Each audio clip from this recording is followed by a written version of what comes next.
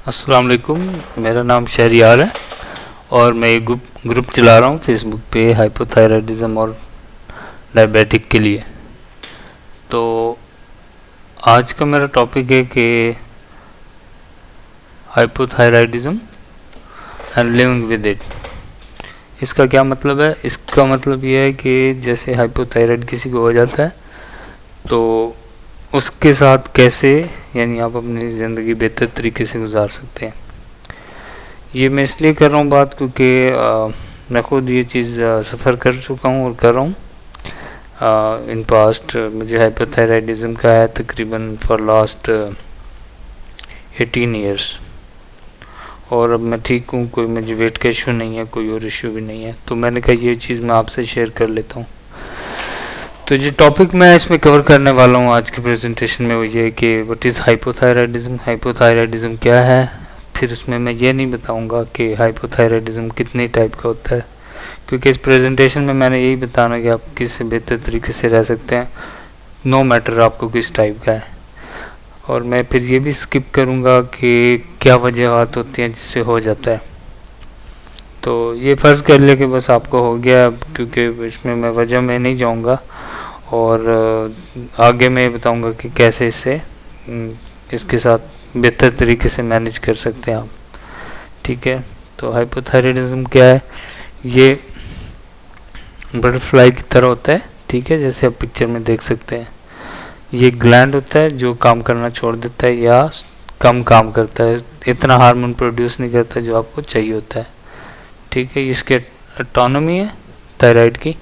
ये एक basically gland है जो आपकी जो वॉइस कॉर्ड है जो इसके थोड़ा नीचे होता है गर्दन में।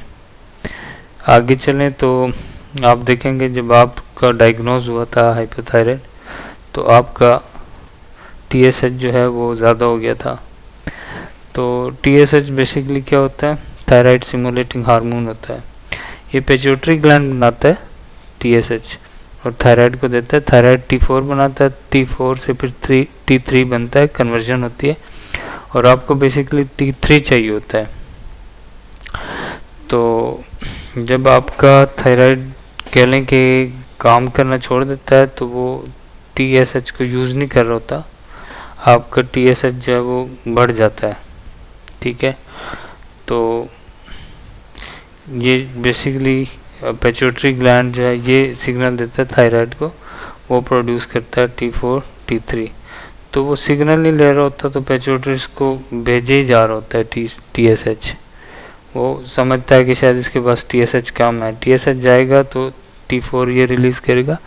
आपकी बॉडी में T4 होता है जो आप इवन जो गोलियां लेते हैं हाइपोथायराइड के लिए वो T4 होती है जो इवेंचुअली कन्वर्ट हो जाती है TSH में। ठीक है। T3 में कन्वर्ट हो जाती है। जो मोस्ट एक्टिव फॉर्म होती है, जो मोस्ट पोटेंट फॉर्म होती है वो T3 होती है basically.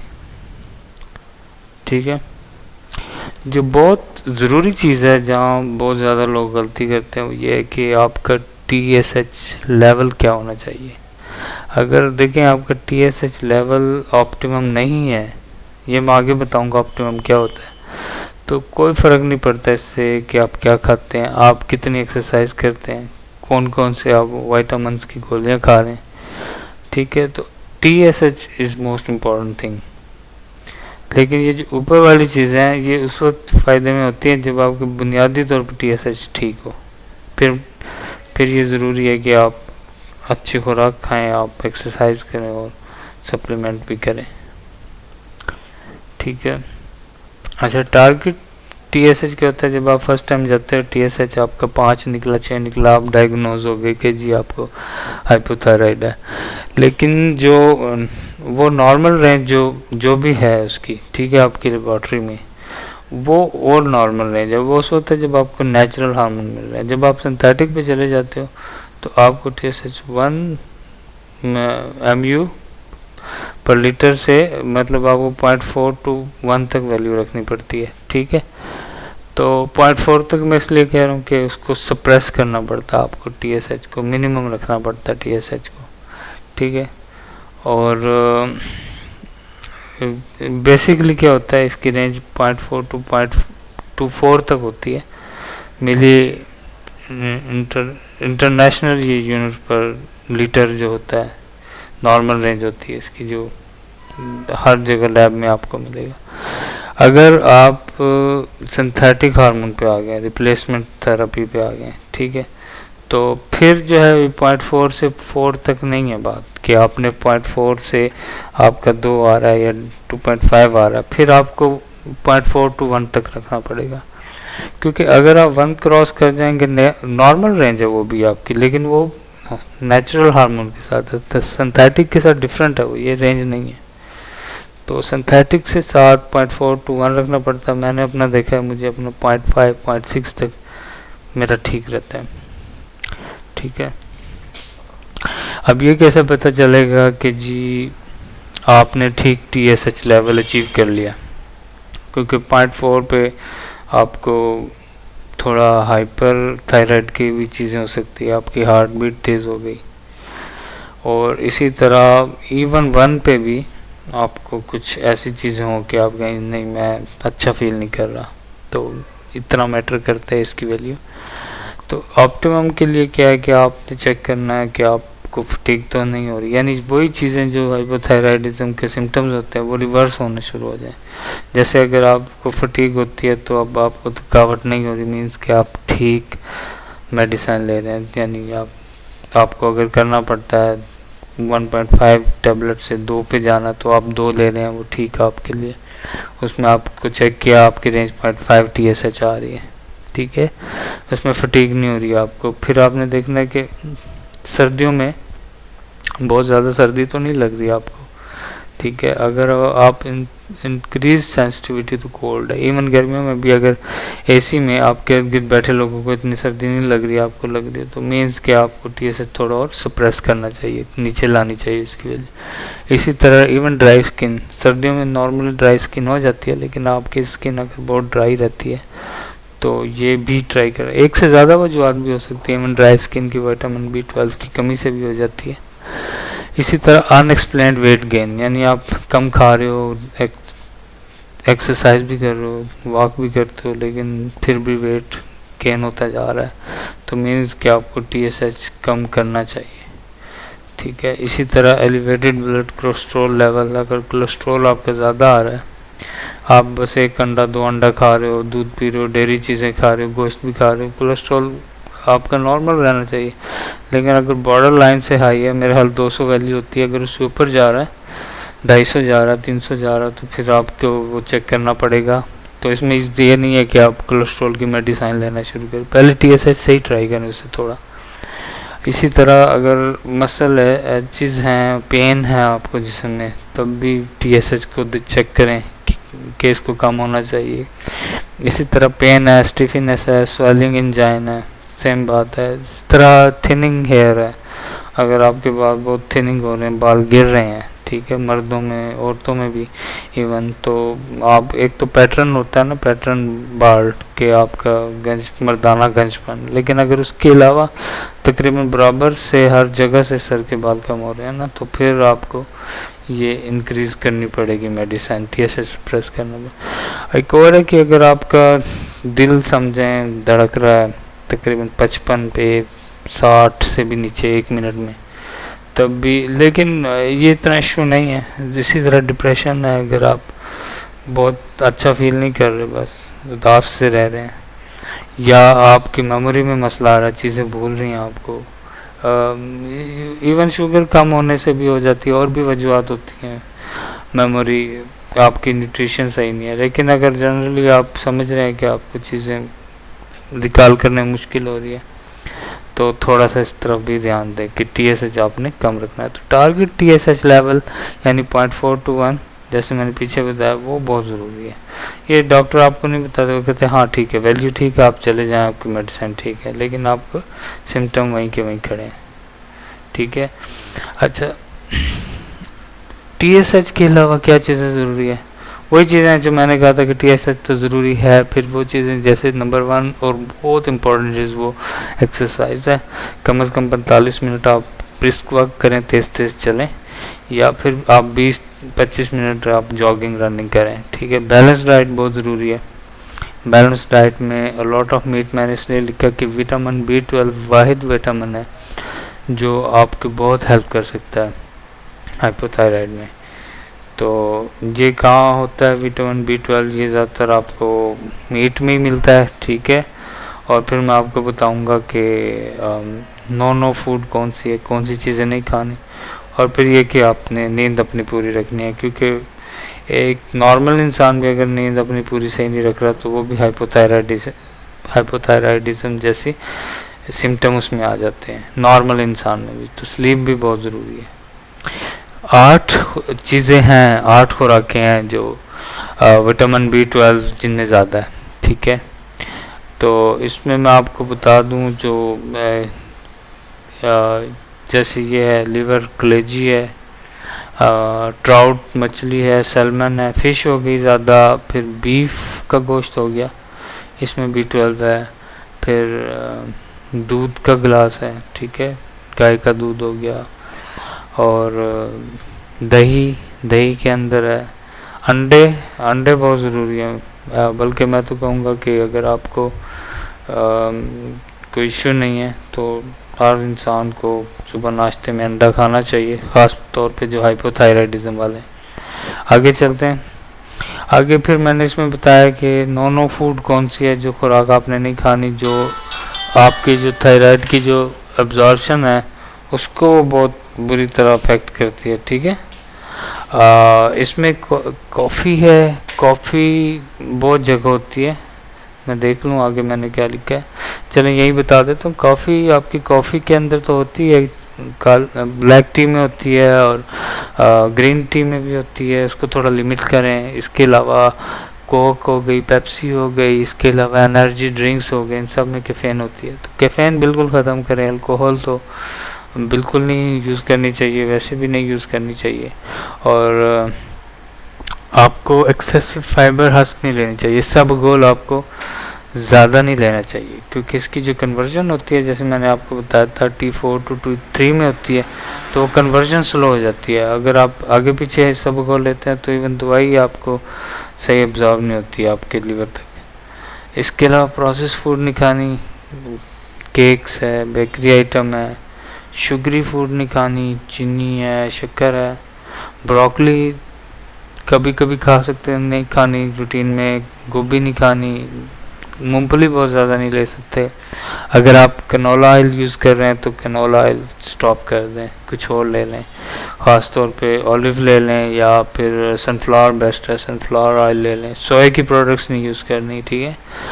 No food at the time of levothyroxine, जब आप मेडिसिन लेने लगे तो ये चीज़ें नहीं लेनी आपने। ख़ास तौर पे अगर आप कैल्शियम सप्लीमेंट ले रहे हैं वो आपने नहीं लेनी। चुकाल हो गई या CAC हो गई, पानी में जो डाल के पीते हैं, तो वो आपने कम से कम 2 घंटे पहले या बाद में वो नहीं लेनी, 3-4 घंटे बाद लेनी। अगर सुबह उठते ही आप मेडिसिन ले रहे हैं हाइपोथायराइड की, जो कि ज़रूरी है, सुबह उठते ही लें आप खाली पेट, सबसे अच्छा है।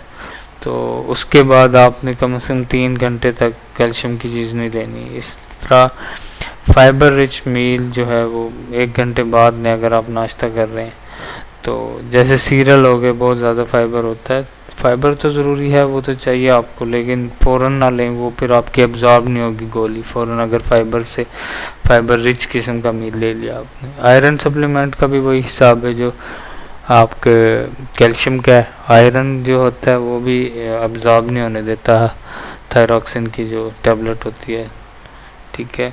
इस तरह चाय भी ना लें, क्योंकि कॉफ़ी जो है वो भी एब्जॉर्प्शन को ख़राब करती है और कन्वर्जन को भी ख़राब कर रही होती है। गुड स्लीप बहुत ज़रूरी है। इस खाना खाने के बाद आप वॉक करें। और एक चौमली टी मिलती है, चौमली टी वाटसन है या अच्छे स्टोर हैं, चाइन केमिस्ट वगैरह, इनके पास मिल रही है, तो वो में। इसके अलावा अखरोट आप खा सकते हैं। अखरोट जो है वो अच्छा सोर्स है ट्रिप्टोफैन इफेक्ट जो आपका होता है, स्लीप एनरिचिंग अमाइनो एसिड जो आपके हार्मोन्स होते हैं, मेलाटोनिन है, ठीक है। तो ये वो चीज़ें जो आपको रिलैक्स करती हैं रात के वक्त, ताकि आप सो जाएं। अच्छा, ब्रेकफास्ट की तरफ आते हैं। जैसे मैंने बताया था B12 है अंडों में, तो यानी गोश्त अफोर्ड भी नहीं करता हर बंदा, लेकिन अंडे कम से कम ये है कि आप 2 अंडों से या 3 अंडों से स्टार्ट ले सकते हैं, ठीक है। और अपना कोलेस्ट्रॉल लेवल चेक रखें। अगर आपका ऑप्टिमम TSH है और कोलेस्ट्रॉल लेवल फिर भी हाई है, खाली कोलेस्ट्रॉल के लिए तो आप TSH अपना सप्रेस नहीं करोगे, आपको हाइपरथायराइड भी हो जाएगा, उस तरह के सिम्टम हो जाएंगे।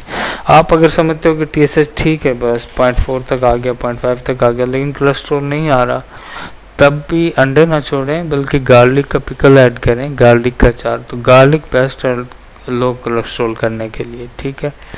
तो एग्स जो है वो सुपर फूड है फॉर द हाइपोथायराइडिज्म। 2 वजूहत हैं इसकी। एक तो यह है कि they are loaded with the B12 vitamin बहुत ज़्यादा है उसमें, और ओमेगा 3 होता है जो ड्राई स्किन वगैरह के लिए, और भी बहुत से उसके फ़ायदे ओमेगा 3 के, डिप्रेशन के लिए भी, ब्रिटल नेल, ब्रिटल हेयर्स के लिए, स्किन के लिए। तो आपका ओमेगा 3 आपको बहुत मिल जाएगा अंडों से। तो अंडे ना छोड़िए, गार्लिक से कम कीजिए अपना कोलेस्ट्रॉल लेवल।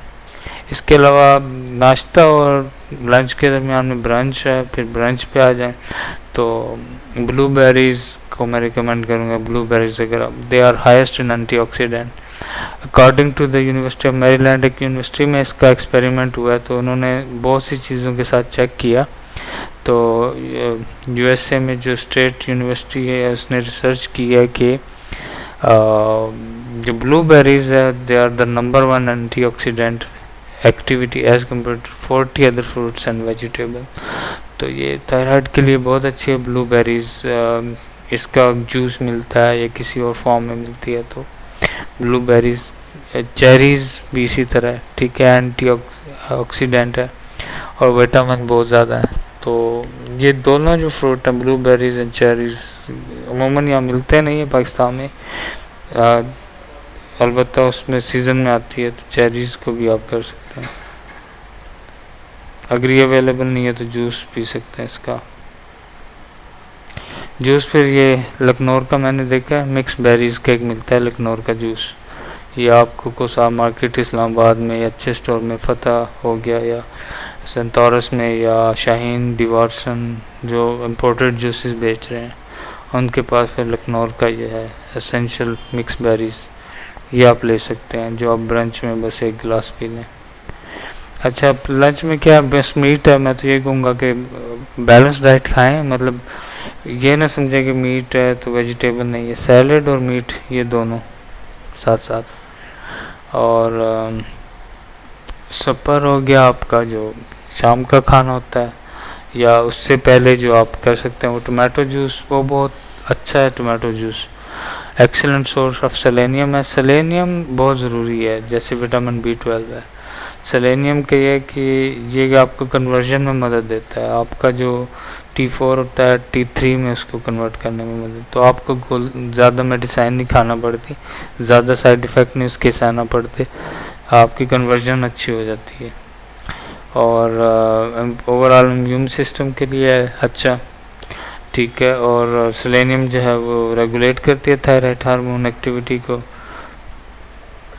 अनस्टेबल न्यूट्रलाइज करती है अनस्टेबल मॉलिक्यूल्स इन बॉडी। तो टोमेटो जूस बहुत अच्छा है, अगर आप जूस लें, सैलेड लें शाम के वक्त। डिनर में फिर वही कहूँगा कि मैं विटामिन B12 के लिए आप गोश्त ही खाएं, चिकन खाएं, बीफ खाएं, एनीथिंग जो गोश्त है, मछली खाएं, तो ये बहुत ज़रूरी है। तो ये मेरी प्रेजेंटेशन ख़त्म हो गई। बेसिकली इसका मकसद ये था कि आपने TSH के ऊपर उसको बहुत ऑप्टिमाइज़ रखना है, और एक्सरसाइज, अच्छी डाइट और गुड स्लीप ये ज़रूरी है। Thank you very much. अगर आपका कोई क्वेश्चन है तो आप मुझे कमेंट में लिख सकते हैं, मैं आपको ज़रूर आंसर करूँगा।